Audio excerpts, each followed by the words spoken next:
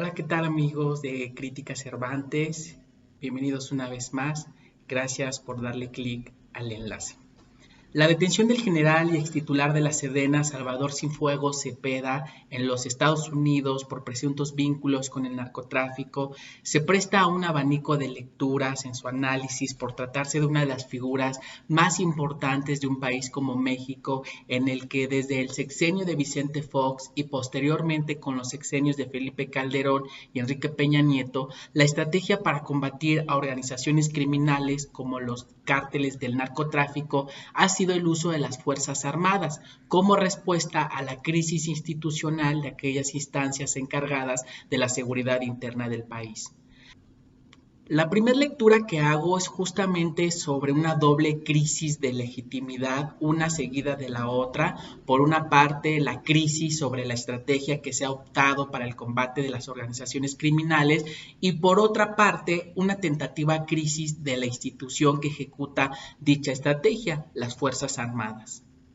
Bueno, referente a la legitimidad de continuar con la estrategia de disponer del Ejército y la Marina en tareas de seguridad, la detención del general Cienfuegos por parte de la DEA vulnera no solo la legitimidad de dicha estrategia, sino pone en riesgo las atribuciones legales y constitucionales que se le han proporcionado tanto a la Sedena como a la Marina. Vulnerabilidad que se expresará y desde la que se sacará provecho con fines políticos, por no decir electorales, por parte de una oposición que en sexenios anteriores se alineó sin decoro alguno a una estrategia que auguraba un escenario de absoluto fracaso. La fallida y sangrienta guerra contra las drogas de Felipe Calderón demostró no solo la incapacidad del gobierno, sino de las propias Fuerzas Armadas en hacer frente a un enemigo que demostró que su mejor arma es la corrupción. La detención del exsecretario de Seguridad Pública, Genaro García Luna, es tan solo un ejemplo. Aún con el saldo negro y pútrido del calderonismo, el gobierno de Enrique Peña Nieto optó por continuar con la estrategia de tener en las calles del país al Ejército y a la Marina con el mandato de restablecer la seguridad interna del país.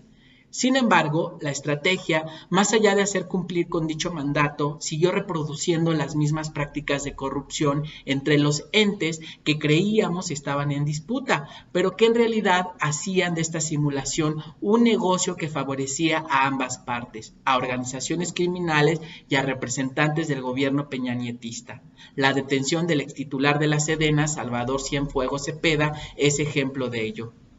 Por tanto, reitero, la detención del general Cienfuegos pondrá en el ring de la clase política el debate sobre si la estrategia de usar una fuerza armada para tareas de seguridad interna es lo más idóneo para el país, aun cuando las evaluaciones de dicha estrategia se traducen en un tejido social desbaratado y teñido de rojo sangre. Con lo que respecta a la crisis de legitimidad de la institución que ejecuta la estrategia, que en este caso son la Sedena y la Marina, aunque con especial atención en la Sedena, la detención del general Cienfuegos Cepeda es el primer síntoma visible de la degradación de aquellas instituciones que se pensaban blindadas de actos como lavado de dinero, corrupción y tráfico de drogas. Si bien las generalizaciones son poco objetivas, la realidad es que la detención de quien fuera el número uno de la milicia mexicana en el sexenio de Peña Nieto significa un primer indicio del nivel de penetración del crimen organizado en las altas esferas del ejército mexicano.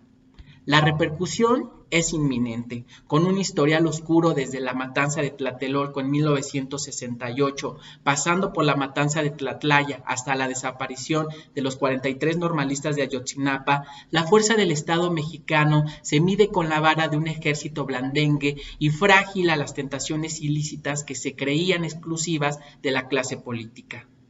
En conclusión, la detención del general Salvador Cienfuegos Cepeda representa la urgencia de repensar las políticas en materia de seguridad interna y el saneamiento en todos los niveles de un ejército enlodado en prácticas criminales. Asimismo, el gobierno que encabeza Andrés Manuel López Obrador debe conducirse en las vías de la cooperación binacional como parte de su estrategia de gobierno para restablecer la seguridad pública del país, tal y como lo está haciendo, porque se es ingenuo pensar que no existe cooperación alguna por parte de las autoridades mexicanas, y más aún se es ingenuo pensar que la reunión entre López Obrador y Donald Trump en julio de este año solo fuera para estrecharse las manos y ver juntos House of Cards. Sin lugar a dudas, la detención del extitular de la Sedena, Salvador Cienfuegos, como la detención del exsecretario García Luna y la del exgobernador de Chihuahua, César Duarte, a cargo de agencias estadounidenses, son una contundente lección sobre lo que se necesita hacer en México. Trabajo de inteligencia que evite desfundar la furia incontrolable de un ejército contaminado hasta las botas, que le resta legitimidad para ser el escudo social ante un enemigo que siempre encuentra el precio de los espurios comandantes, sin importar que los saldos se cuenten en miles de decenas de decesos. La historia forja un nuevo horizonte de justicia para las víctimas de los malos gobiernos del pasado, así como la oportunidad para las Fuerzas Armadas de reivindicar su lealtad con México con honor y valor. Hasta pronto.